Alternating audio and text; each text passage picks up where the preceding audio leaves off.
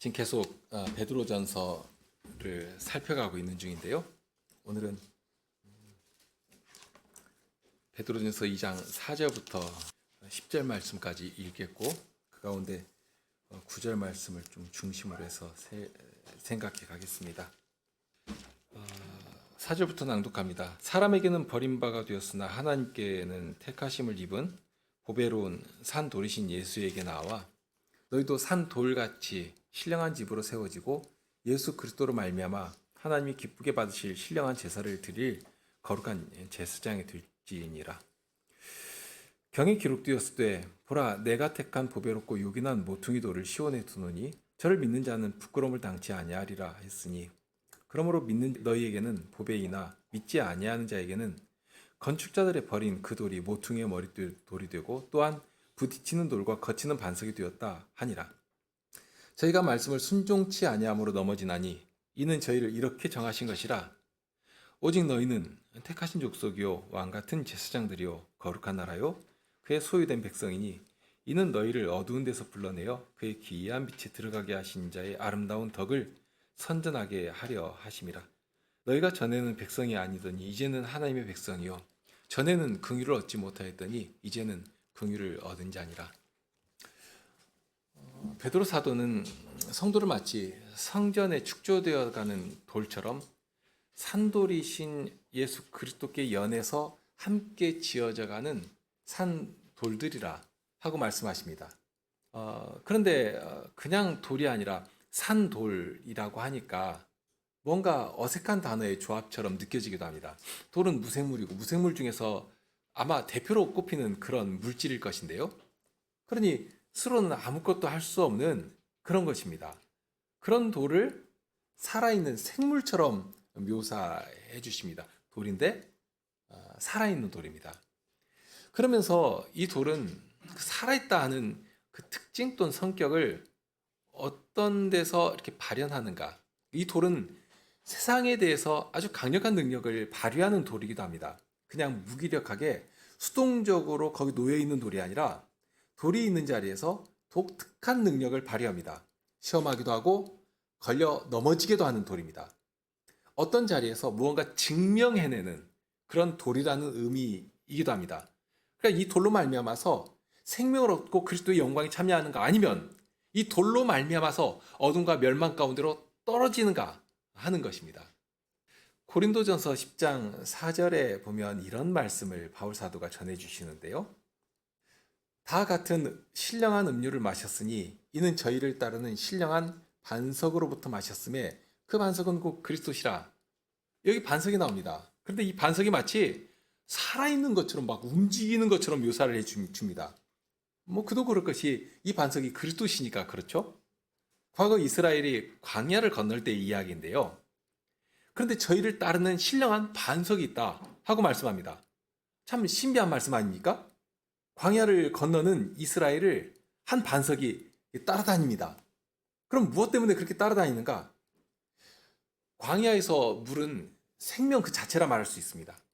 저들을 이스라엘 백성들을 약속하신 언약의 땅에 이르도록 하실 것인데 그 일을 위해서 지금 광야를 건너도록 하시는 중인데요. 그런데 이 반석이 있기 때문에 저들을 따르는 반석이 있기 때문에 태양열이 장렬하는 그런 광야일지라도 염려할 것이 없습니다. 정말 그랬거든요. 광야에 이 사막에 어디 물이 나올 구석이 하나라도 있는가?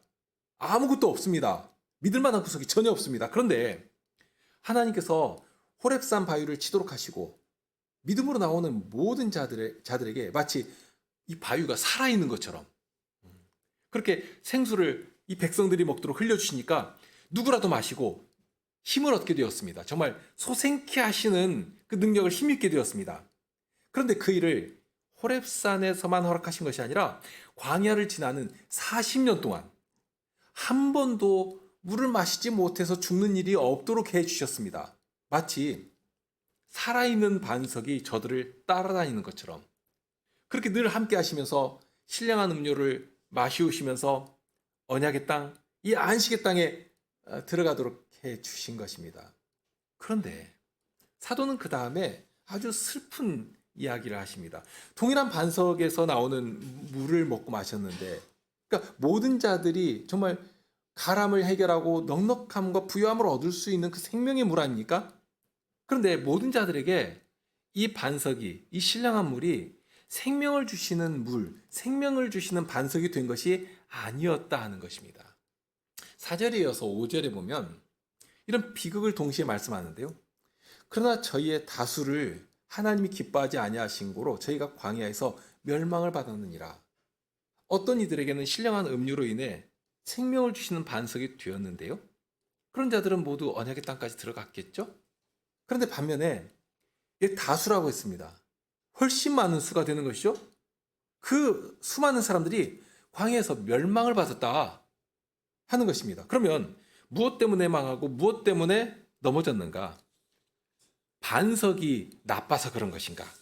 아니면 신령한 음료를 내지를 않으니까 그래서 못 먹어서 줄여 죽은 것인가? 그렇지 않았습니다.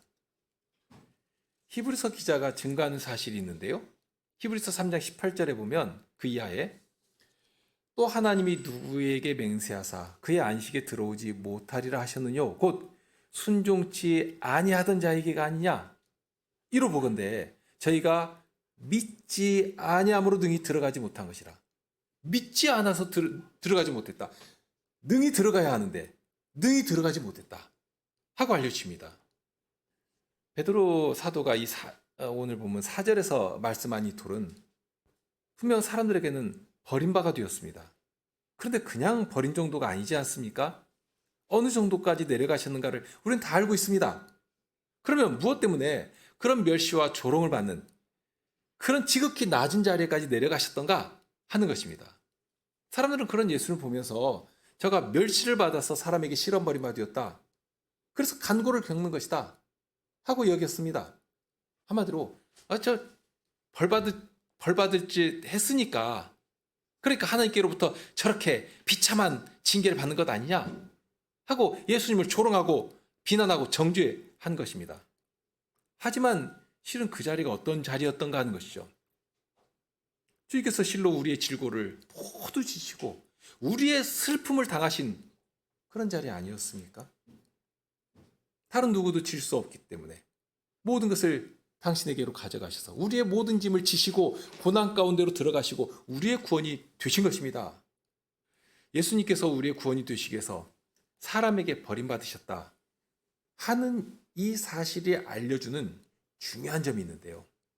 자칫 이런 예수님을 따른다고 하는, 이런 예수를 믿고 따른다고 하는 기독인들이 세상의 영광과 하나님 나라의 영광을 함께 거머쥐려고 하는 그런 환상과 착각 속에 살아가는 일들이 참 많다 하는 것입니다. 주께서는 결국 그렇게 될 수 없다 하고 누차 강조해 주셨거든요. 세상을 사랑하는 자는 어떠한 자에 불과한가도 알려주셨습니다. 누구든지 세상을 사랑하면 아버지의 사랑이 그 속에 있지 아니하다. 얼마나 두려운 경고입니까? 그럼에도 얼마나 많은 교회가, 얼마나 많은 교인들이 그런 유혹 앞에 무너지며 세상과 교회의 경계를 허물어뜨리고 있는가 하는 것입니다. 베드로 사도는 지금 이 말씀을 소아시아 지역에 이렇게 널리 퍼져 있는 성도들에게 이렇게 편지글로 써서 보내는데요. 거기에 살아가는 이 성도들이 어떤 위협과 고통에 직면해 있는지를 사도는 참 잘 알고 있었습니다. 달리 말하면 적어도 이 말씀을 듣는 성도들은 세상과 하나님 나라를 동시에 거머쥐려고 하는 그런 사람들이 아니었다는 뜻이기도 합니다. 왜 그런가 하면 이 성도들이 적당히 타협하고 적당히 그냥 사람들과 이렇게 엄벙덤벙 섞여 살면 왜 고난을 받았겠습니까? 그런데 그렇지 않고 있었다는 것입니다. 그러니 세상에 견제를 받습니다. 신앙을 지키는 것이 어렵고 고난이 됩니다. 사도가 그런 현실을 잘 알고 있었다는 말씀입니다. 다만 그러면 성도들이 당하는 그 고난이 넘어지게 하고 절망에 빠지도록 만드는 그런 고난인가? 무슨 그리스 신화에 나오는 그 세이렌의 그 노래처럼 모든 선원들을 다 빠뜨려 죽이려고 하는, 실은 그렇게 우리 주변을 가득 채우고 있는 그런 유혹들이 얼마나 강력하게 우리의 감각을 자극하고 우리 눈과 귀를 자극하고 있습니까? 하나님의 축복과 은혜를 말하고 하나님의 영광을 외치는데, 그런데 세상과 다를 것이 하나도 없는, 하나님의 이름을 빼고 무엇이라도 갖다 집어넣으면 다 말이 되는 그런 인생의 행복과 즐거움을 추종해 가도록 만들어가고 있지 않습니까? 사람 숫자에 연연하게 만들고 세상 성공에 취하도록 하려고 하는 그런 것들이 너무 만연해 있는 것도 우리 현실이기도 합니다. 바로 그 지점인데요. 사도는 지금 어려움과 고난 가운데 살아가는 이 성도들에게 고난의 의미가 무엇인지, 고난을 통해 나타내실 하나님의 구원의 능력과 영광이 어떠한 것인지를 지금 알게 하시는 것입니다. 이거 알아야 되거든요. 과연 어떤 자가 주님 앞에 정련된 금처럼 드러날 것인가? 과연 어떤 자가 이 영광된 복음 안에서 고난을 통해 우리 구원이 되신 우리 주 예수 그리스도를 바라볼 수 있겠는가? 그것은 사도 요한이 권면하는 것처럼 세상이나 세상에 있는 것들을 사랑하지 말라고 하신 그 말씀을 참으로 기꺼이 받으며 표대를 향해 그리스도 예수 안에서 하나님이 위에서 부르신 그 부르심의 상을 위해서 정말 힘있게 막 달려가는, 마치 100m 달리기 하는 사람이 달려가는 것처럼 그런 사람이, 그런 성도가 이 말씀으로 위로를 받으며 선한 열정을 가지고 아주 큰 확신 가운데 주께서 보내신 이 세상을 뚫고 나갈 수 있게 된다 하는 것입니다. 사도가 이제 바로 그 지점에서 성도가 정확하게 말하면 이 거룩한 교회가 해야 할 아주 중요한 사명이 있다 하고 여기서 말씀해 주십니다. 우리 주님은 우리에게 부여하신 그 사명을 위해서 하늘과 땅의 권세를 가지신 왕으로서 당신이 가지신 모든 권세와 지혜와 능력을 발휘하실 것입니다. 실로 놀라운 보장과 권능인데요. 먼저 우리가 어떻게 그런 자리에 참여할 수 있는지를 5절에서 말씀하시는데 예수 그리스도로 말미암아입니다. 예수 그리스도로 말미암아. 여기 전제된 사실 하나가 있습니다.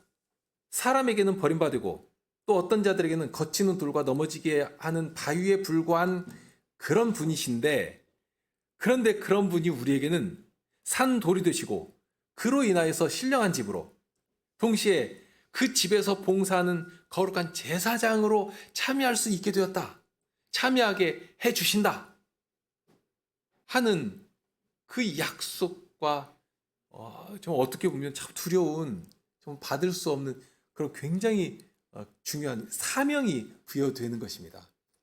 그런 지위, 그런 위치에서 세상 속에 들어가기 때문에 반드시 우리도 둘 중에 하나로 드러날 수밖에 없습니다.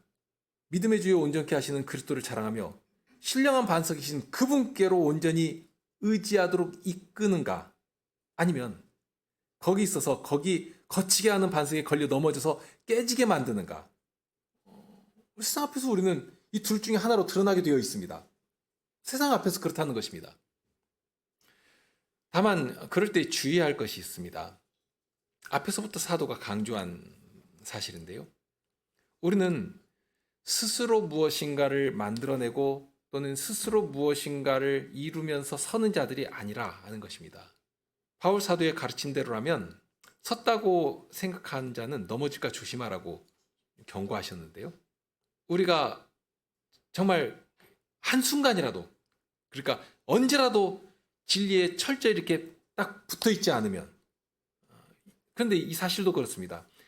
모퉁이 돌이신 그리스도와 한순간이라도 연하여 있지 않다면 이미 부여하신 이 복된 자격도 능력도 모두 무미하게 됩니다.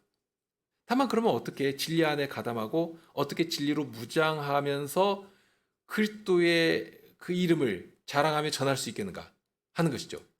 그러니까 이 일조차도 우리 주님께서는 내가 또는 우리 스스로가 할 수 없다는 사실을 너무 잘 아셨습니다. 그렇기 때문에 진리로 깨닫게 하실 다른 보혜사 곧 성신님을 보내주신 것 아닙니까?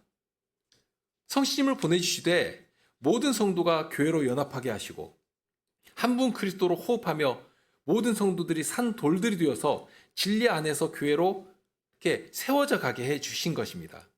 예배하는 회중으로 모여 거룩한 질서 안에 허락하신 직분의 봉사를 통해 끊임없이 진리를 공급받게 하시고, 그럴 때에도 주의할 것이 있다고 말씀드렸죠?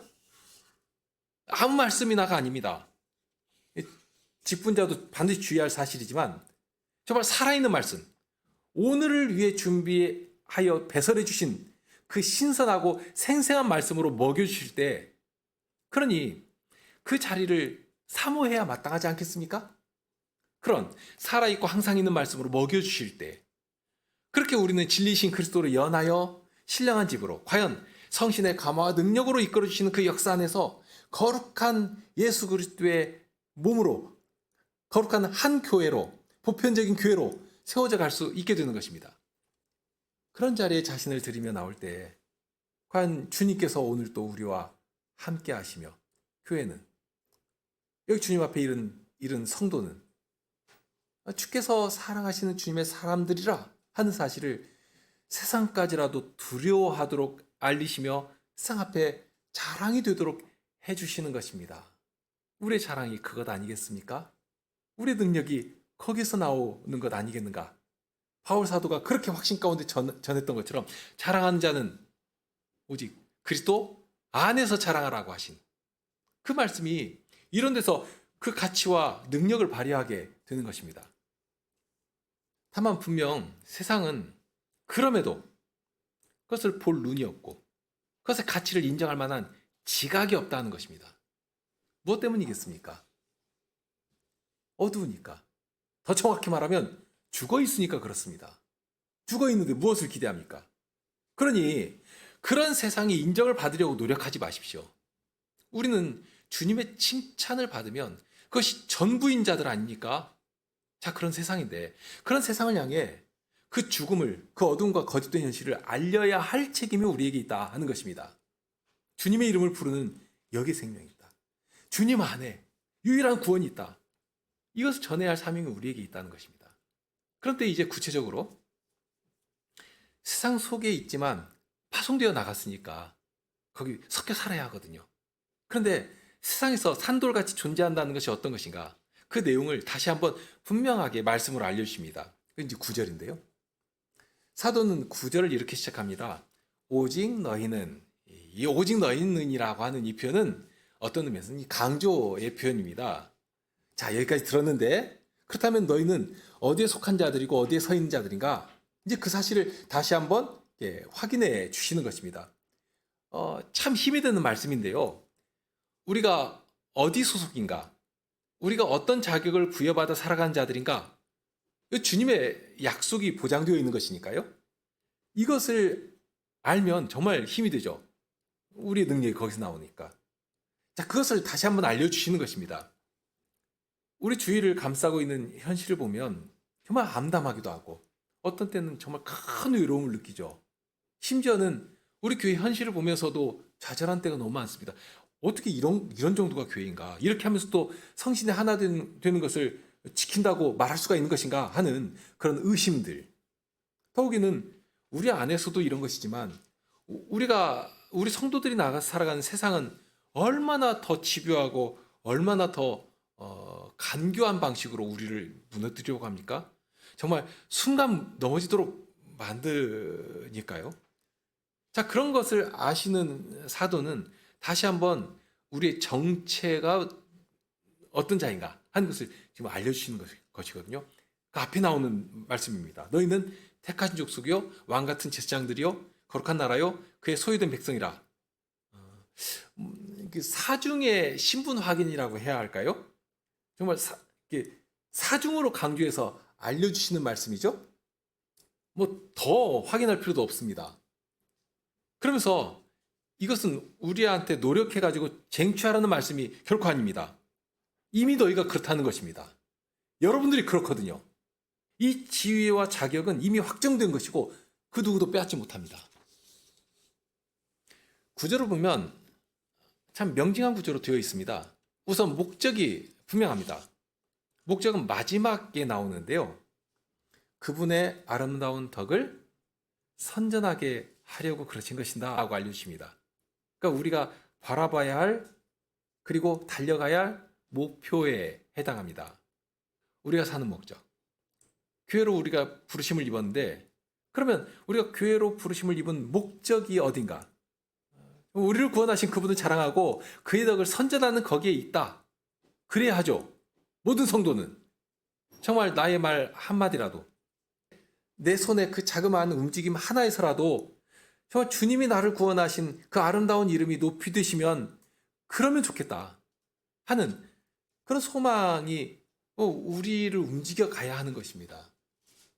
그러면 이제 그 다음에 이제 생각이 뻗는 것이, 그러면 이제 우리가 자랑해야 할, 선전해야 할 그분의 아름다운 덕이 무엇이겠는가?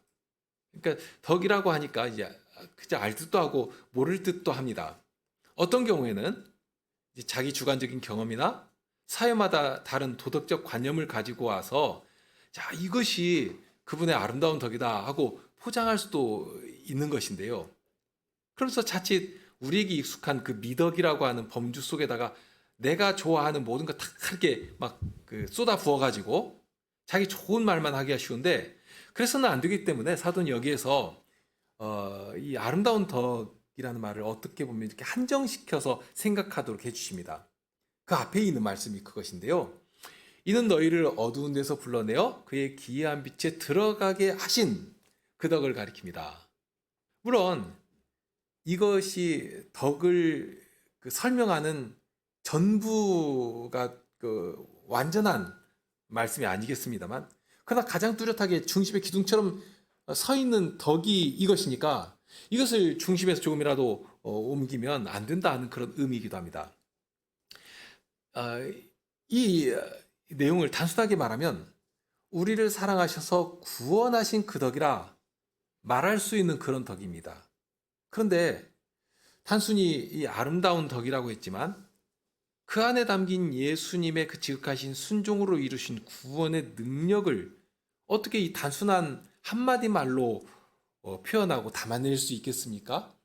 그래서 사도도 그런 덕에 대해서 천편일률적인 표현을 하지는 않습니다. 일단 어두운 데서 불러내셨다고 하시는데, 그러면서 즉시 그의 기이한 빛에 들어가게 하셨다 하고 하십니다. 여기에 명함이 아주 뚜렷하게 대비되고 있죠? 우리는 이런 거 참 좋아하는데요. OX 문제 뭐 이런 거. 기냐 아니냐, 내 편이냐 네 편이냐 뭐 이런 거.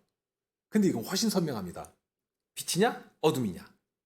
그러면서 우리가 전에 있던 자리, 전에 너희가 몸담고 살던, 마치 막 자기 살처럼 이렇게 부딪히며 뒹굴던 그 자리가 어떠했던가 하는 그것을 사도는 다른 말로 표현하지 않습니다. 어둠이다. 어둠이라는 말 한마디로 정의를 내려버립니다. 어떤 면에서 지금 성도들이 고난 가운데 살아가고 있는 그 현실이기도 한데요. 우리가 파송되어 살아가는 이 사회에 대한 평가이기도 한 그 내용이 여기 담겨 있습니다. 아무리 화려한 음악이 막 울려 나오고 번쩍이는 네온 사인이 불야성을 이루는 그런 곳일지라도 어떻다? 어둠이다. 어둠에 삼켜진 자리이다 하는 것입니다. 이것이 세상에 관한 관점이어야 합니다. 여러분들 눈에 그렇게 보여야 한다 하는 그런 말씀입니다. 동시에 이 말씀은 진리 안에 살아가는 성도들에게 다시 한번 확신을 심어줍니다. 과연 이 세상이라고 하는 것이 어떠한 것이고 어떤 현실 가운데서 움직이고 있는 것인가?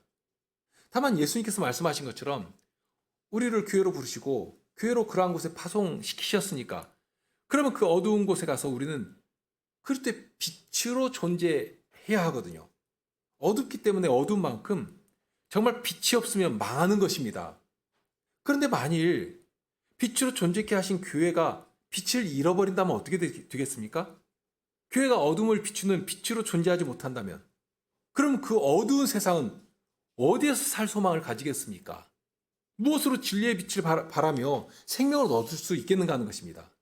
빛 앞에서 어둠이 물러가야 하는데, 그런데 반대로 빛이 어둠에 잠식되어 버리면 그러면 어디에서 희망을 가질 수가 있겠는가? 이것은 세상 입장에서 보더라도 정말 저주스러운 일이고 절망스러운 일입니다. 교회가 빛을 잃어버리면. 사실 그런 교회라면 이미 주님께서는 그 촛대를 옮겨버리신 교회라는 의미이니까 정말 두려운 일이 되겠죠. 자, 우리를 그런 어둠에서 건져주신 이유는 다른 데 있지 않습니다.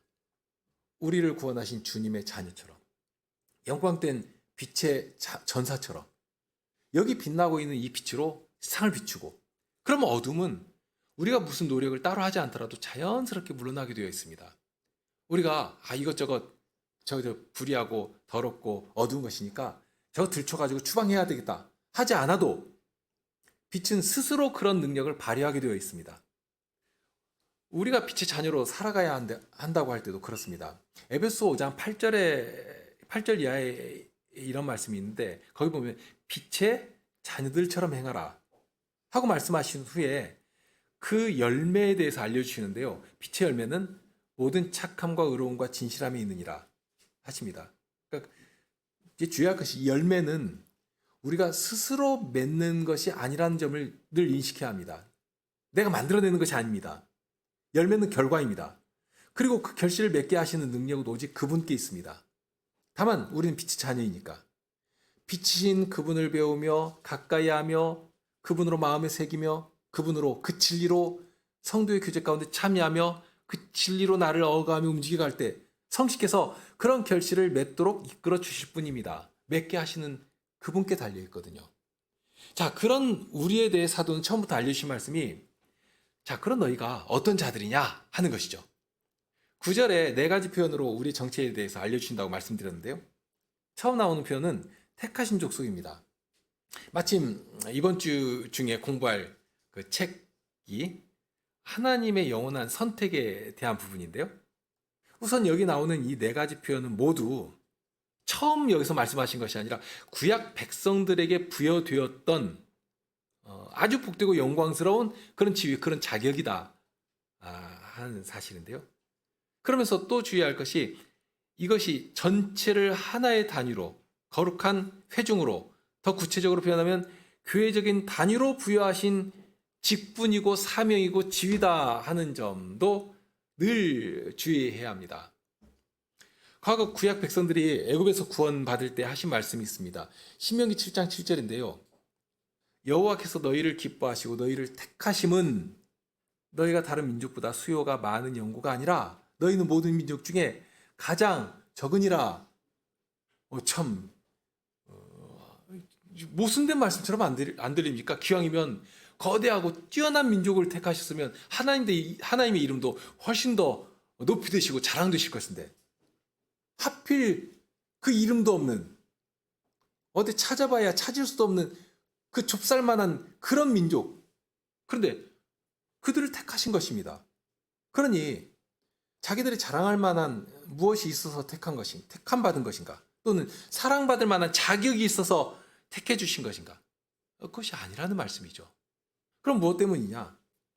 하나님께서 다만 너희를 사랑하심을 인하여, 그리고 너희 열조에게 하신 맹세를 지키려 하심을 인하여 자기의 권능의 손으로 너희를 인도하여 내시되 하고 하십니다. 여기 저들을 택하신 그 중심에 움직이는 하나님의 열정이 무엇인지를 알려주시죠? 그 두 가지입니다.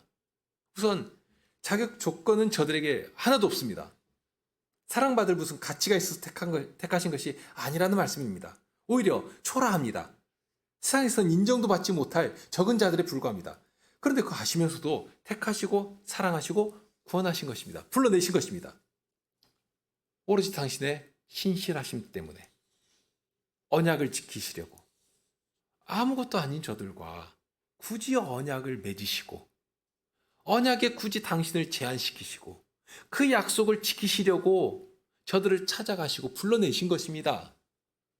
그러니 하나님께서 그런 저들에게 이렇게 요구하시죠. 그런즉 너는 알라, 오직 내 하나님 여호와는 하나님이시오 신실하신 하나님이시니 그를 사랑하고 그 계명을 지키는 자에게는 천대까지 그 언약을 이행하시며 인애를 베푸시되. 그러니까 그를 사랑하고 그 계명을 지켜라 하고 말씀하십니다.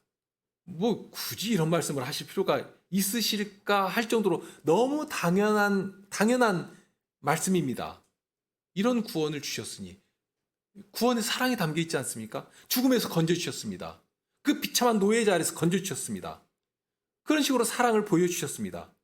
사랑을 들고 찾아가시고 하나님께서 우리를 이렇게 사랑하셨다는 사실을 누구라도 모르지 않도록 보여주셨습니다.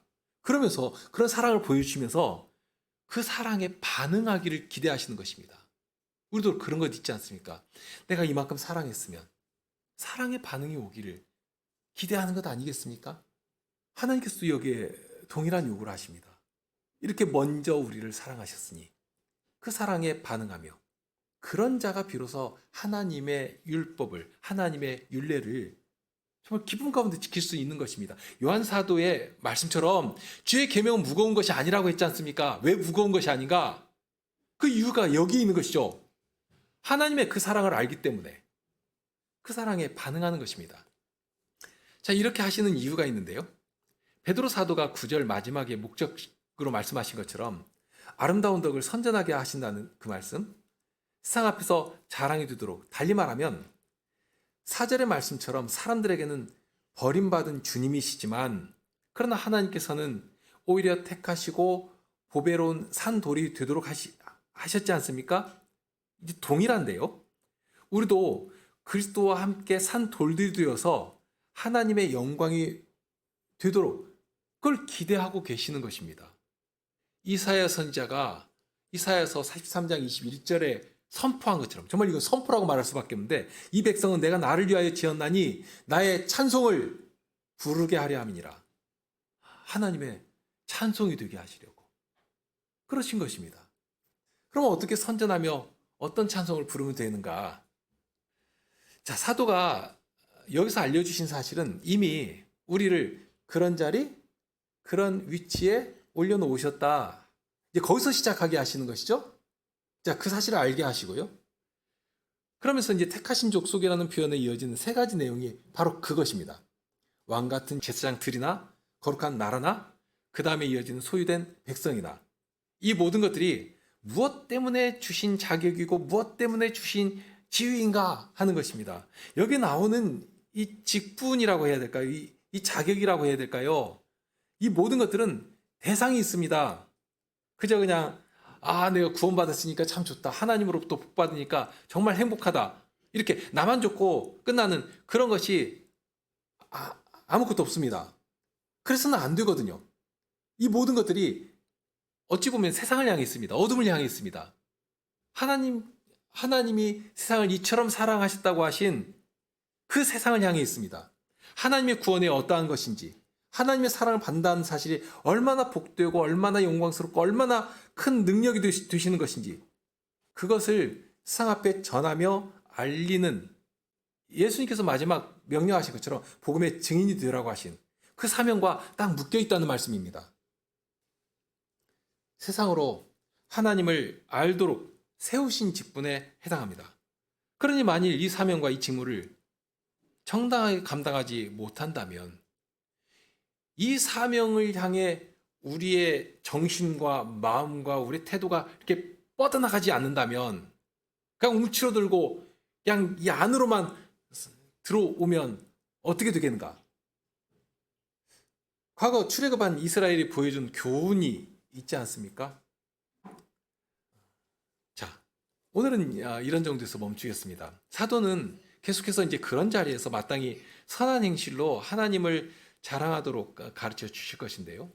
그러기에 앞서 우리가 어디에서 출발하며 우리가 의지할 그분이 우리에게 요구하시는 것이 무엇인가? 우리에게 베풀어 주신 그 보전과 능력과 그 자격과 지위와 직분이 어떠한 것인가?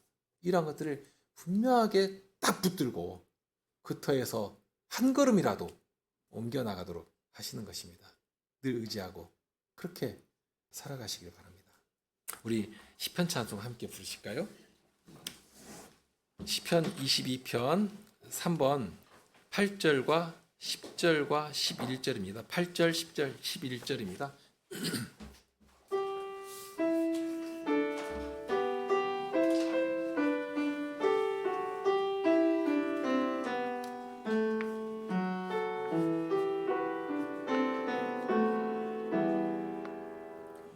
주님의 이름 내 형제에게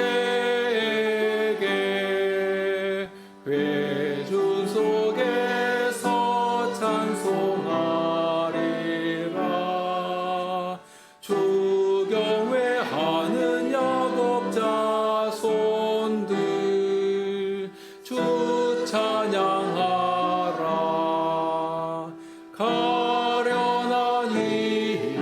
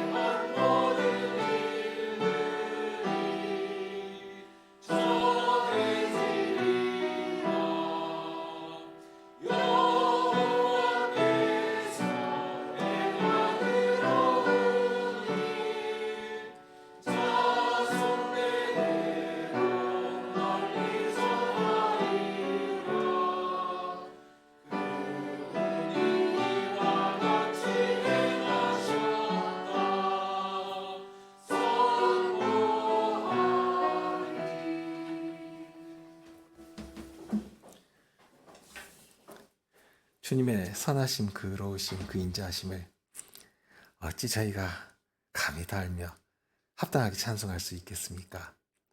다만 오늘 또 그 말씀을 들고 찾아오실 때 주님의 그 기이하신 은덕을 정말 제 이 비좁고 어리석은 이 지각에 빛을 비추셔서 깨닫게 하시고 그런 주님을 조차 제 이 썩을 몸이라도 바쳐서 주님께 산지사로 드릴 이 용기를 갖게 되고 그렇게 주님께 쓰임 받기를 소망할 이 마음을 가지게 해 주십니다. 주님의 말씀이 오늘 또 저희를 움직여 가시고 그렇게 어디에서라도 저희는 주님의 이 진리로 주님의 말씀으로 이 말씀을 사용하시는 성신님의 능력으로 살아가는 그런 자들이 되게 하여 주옵소서. 그러니 저희가 누구를 만나든지 어떤 자리에 있든지 저희는 그리스도의 향기로 그리스도의 빛으로 존재한다 하는 이 사실을 명확하게 인식하고 말에서라도 행동 하나에서라도 주님의 다스리심의 어감을 받아 그렇게 움직이며 오로지 주님만을 자랑하고 주님의 이름을 높이는 주의 백성들의 삶이 되게 하여 주옵소서. 저희는 그 일을 위하여 힘써 주님께 구할 것이고 주님의 말씀을 더욱 사모할 것입니다. 주님께서 은혜의 자리를 늘 배설하여 주셔서 주님으로부터 풍성히 받는 그 은혜로 말미암아 그렇게 주님의 이름과 하나님 나라의 영광을 높이는 그런 사명을 감당하는 주의 성도들이 되게 하여 주옵소서. 우리 주님 예수 그리스도 이름으로 기도드립니다.